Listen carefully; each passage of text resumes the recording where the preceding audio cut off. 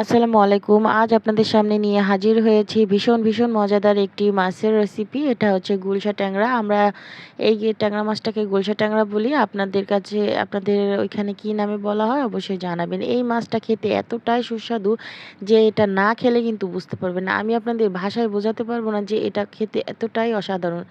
দেখুন তরকারিটার চেহারা দেখলেই কিন্তু বুঝতে পারছেন যে রেসিপিটা কতটা সুন্দর হয়েছে আর খেতে কতটা ইয়াম্মি হয়েছে। চলুন আমরা কথা না বাড়িয়ে আমরা রান্নার মূল প্রসেসে চলে যাই। দেখুন কতটা সুন্দর করে রান্নাটা করতে হবে। দেখুন প্রথমে আমি এখানে কিছু গুলশা ট্যাংরা কেটে ধুয়ে পরিষ্কার করে নিয়েছি। মাছগুলো কিন্তু একটু বড় সাইজের ছিল। আমি এখানে বড় সাইজের নিচ্ছি। আপনারা চাইলে কিন্তু ছোটটাও নিতে পারবেন।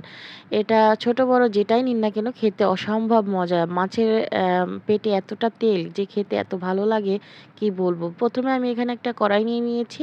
কড়াইতে আমি এখানে দিয়ে দেব সয়াবিন তেল। আপনারা চাইলে সরিষার তেলেও কিন্তু রান্নাটা করতে পারেন। যখন তেলটা সামান্য একটু গরম হয়ে যাবে আমি এতে একে একে সব মশলা দিয়ে দেবো। আমি কিন্তু এখানে সব মশলাগুলি বাটা মশলা দিয়ে রান্না করেছি। যে এখানে আমি প্রথমে দিয়ে দেবো পেঁয়াজ বাটা ১ চামচ, দিয়ে দেবো রসুন বাটা ১ চামচ, দিয়ে দেবো আদা বাটা ১ চামচ এবং আমি এখানে কাঁচা মরিচটা 1/2 চামচ দিয়েছি। পরবর্তীতে আমি আবার লাল মরিচের গুঁড়াটা দিব এর জন্য। আপনারা চাইলে শুধু কাঁচামরিচটা দিয়েও রান্না করতে পারেন। এবারে আমি দিয়ে দেবো 1/2 চামচ বাটা। এইবারে সব বাটা মশলাগুলি আমি সুন্দর করে তেলের সঙ্গে কষিয়ে নিব।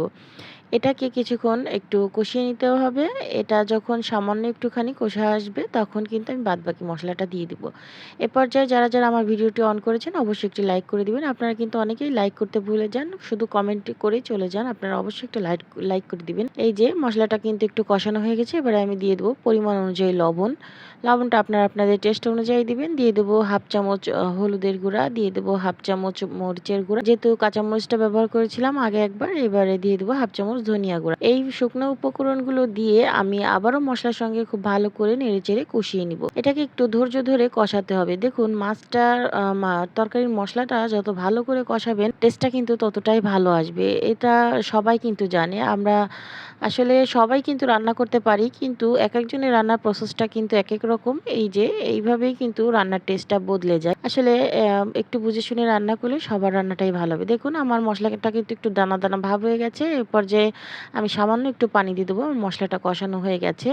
সামান্য একটু পানি দিয়ে আমি এটাকে তেল ভেসে ওঠা পর্যন্ত অপেক্ষা করব। দেখুন অলরেডি কিন্তু এখানে তেল ভাসতে শুরু করে দিয়েছে যেহেতু আমি সামান্য একটুখানি পানি দিয়েছিলাম এইজন্য। এবারে আমি এখানে আগে থেকে যে মাছটা আমি পরিষ্কার করে রেখেছিলাম কেটে ধুয়ে এই মাছটাই আমি এখানে দিয়ে দিব। দেখুন সবগুলি মাছে আমি একে একে করে তরকারি মশলার ভিতরে সাজিয়ে দিচ্ছি। মাছগুলো দেওয়ার পরে আমি কিন্তু 30 সেকেন্ডের মতো একটা পাশ হতে দিব। 30 সেকেন্ড পরে দেখুন মাছগুলো আমার দেওয়া হয়ে গেছে। এই যে ঢাকনা দিয়ে 30 সেকেন্ড পরে আসছি। দেখুন 30 সেকেন্ড পরে আমি ঢাকনাটা তুলে মাছগুলো একটু নেড়েচেড়ে উল্টে পাল্টে দিচ্ছি। এভাবে 30 সেকেন্ডের মধ্যেই যদি আপনি মাছটা উল্টে পাল্টে দেন তাহলে কিন্তু মাছটা আর ভাঙবে না। দেখুন আমি আবারও 30 সেকেন্ডের জন্য এটা ঢেকে দিলাম। ঢেকে দিয়ে দেখুন আবারও 30 সেকেন্ড পরে আমি আরেকটুখানি নেড়েচেড়ে দিচ্ছি। খুব বেশি ঢাকনা দিয়ে ঢাকা যাবে না তাহলে কিন্তু এই মাছটা অনেক নরম। মাছটা সেদ্ধ হয়ে মাছটা ভেঙে যাবে। 30 সেকেন্ডের বেশি ঢাকতে যাবেন না। এরপরে আমি দিয়ে দেবো পানি। আমি এখানে পর্যাপ্ত পরিমাণে পানি দিয়ে দিচ্ছি। আমি এখানে কোনো রকম তরকারি ব্যবহার করব না। শুধুমাত্র সামান্য একটা টমেটো ব্যবহার করব। এবারে পানিটা দিয়ে আমি নেড়েচেড়ে আমি একটা টমেটো এখানে কেটে রেখেছিলাম। এই টমেটোটাই আমি এখানে দিয়ে দিব। আমার এখানে অফ স্ক্রিনে টমেটোটা দেওয়া হয়ে গেছে। আমি ক্যামেরাটা অন করতে ভুলে গিয়েছিলাম। দেখুন টমেটো দিয়ে আমি ১০ মিনিট এটাকে রান্না করে নিয়েছি। এরপর যে কিন্তু আমার তরকারিটা হয়ে গেছে। এই যে দেখতেই পাচ্ছেন। আমি সামান্য আরেকটুখানি ঝোল কমাবো। এর জন্য আমি ২ মিনিটের মতো রেখে দিলাম। দেখুন এই যে তরকারিটার ফাইনাল লুক। দেখতে কত সুন্দর হয়েছে, লোভনীয় হয়েছে দেখলেই বুঝতে পারবেন। দেখুন আমি এটাকে একটু নেড়ে দিচ্ছি বারবার করে। এটা আমি খুন্তি দিয়ে করব না, তাতে করে মাছটা ভেঙে যেতে পারে। এটা খেতে অসম্ভব মজা হয়ে থাকে। চলুন আমরা সার্ভে চলে যাই। দেখুন এই মাছটা কিন্তু খেতে অসম্ভব মজা হয়ে থাকে। আসলে যারা এটা না খাবে তারা কিন্তু অনেক সুন্দর একটা টেস্টি খাবার মিস করে যাবেন। আপনারা অবশ্যই একবার টেস্ট করে দেখবেন এইভাবে। আপনাদের কাছে খুবই ভালো লাগবে আশা করি। দেখুন আমি কিন্তু খুব সহজে এটা রান্না করে দেখিয়েছি। আশা করি আপনাদের কাছে ভালো লাগবে। যদি ভালো লাগে থাকে তাহলে আমাকে কমেন্টের মাধ্যমে জানিয়ে যেতে ভুলবেন না। আমার ভিডিওটি ভালো লাগলে লাইক, কমেন্ট, শেয়ার করবেন এবং আমার চ্যানেলটি সাবস্ক্রাইব করে রাখবেন। অবশ্যই বেল আইকনটি বাজিয়ে দিবেন যাতে যখন যে আমি ভিডিও ছাড়ি আপনাদের কাছে নোটিফিকেশন চলে যেতে পারে এবং আপনারা সঙ্গে সঙ্গে সেটা দেখতে পারেন।